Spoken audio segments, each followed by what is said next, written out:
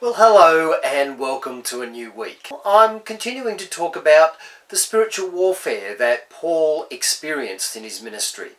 And in 2 Corinthians chapter 4 verse 4 it says, "The God of this age has blinded the minds of the unbeliever, so that they cannot see the light of the gospel of the glory of Christ, who is the image of God." People think that they see clearly, but of course they don't. They don't get it. Their minds have been veiled, Paul says. They can't comprehend the gospel. It doesn't make sense to them. Instead, seeing the gospel as the glory of Christ, it seems to them merely like a fairy tale. Very often people don't believe simply because they don't want to, since true belief would require surrendering to Christ and repenting of sins, some of which we might like and enjoy. We can't claim to be innocent unbelievers. Rather, we are culpable and responsible for the truth we have heard. Satan blinds us by deceiving us. So long as we believe his lies, we remain blind. Laying hold of the truth of Jesus, of course, sets us free. In another important passage, Paul explains to the Ephesians our former spiritual state. He says, "You once were following the prince of the power of the air, the spirit of this world, now at work in the sons of disobedience." The Greeks saw heaven as the home of the gods, earth as the home of humans, and the air as the home of demons. And I think this is Paul's reference here to Satan as the prince of demons. This doesn't mean that the devil is the rightful ruler of this realm, only the ruler who has usurped that position. Now let's go to Ephesians 6. Paul says, "Our struggle is not against flesh and blood, but against the rulers, against the authorities, against the powers of this dark world, and against spiritual forces of evil in the heavenly realms." Paul seems to indicate four groups as our opponents. Some interpreters see rulers and authorities as earthly government powers.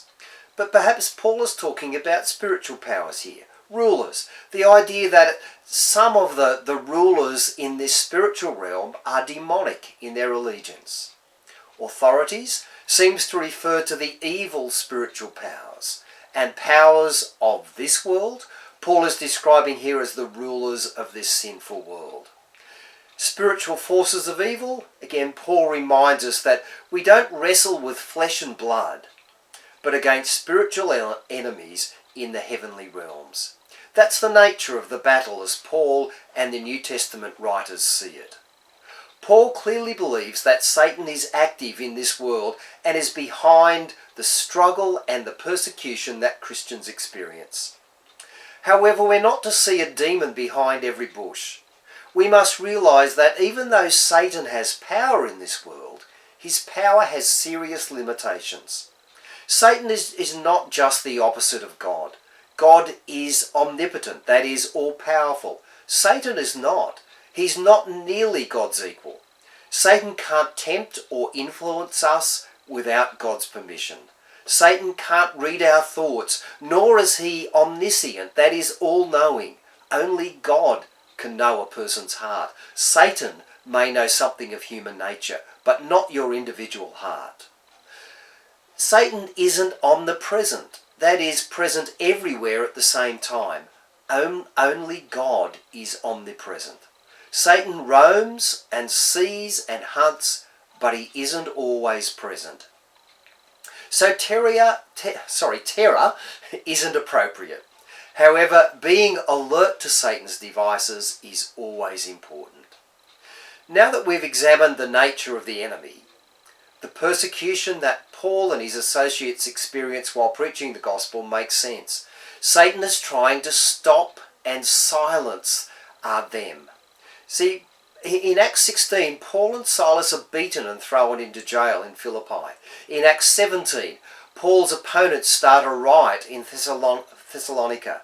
are forcing Paul to flee. And also in Acts 17, Paul's opponents stir up the crowds in Berea, forcing Paul again to flee. Satan hates the gospel. He tries anything he can to prevent its spread, and since the good news of Jesus sets people free from his control, he can't stand it. He can't control it. Sharing and preaching the gospel to the lost people is indeed spiritual warfare. It's bringing the truth of Jesus to dispel the darkness and lies that have kept people in Satan's bondage for so long. And when Satan's dominion is attacked, we shouldn't be surprised if he counteracts. If you're engaged in spiritual warfare, you often don't realise the dimensions of it. But when you seek to make a word of witness about the gospel, you engage Satan in warfare. But we need to be courageous. Our task is to set people free, and indeed for ourselves to live in freedom. Bye for now.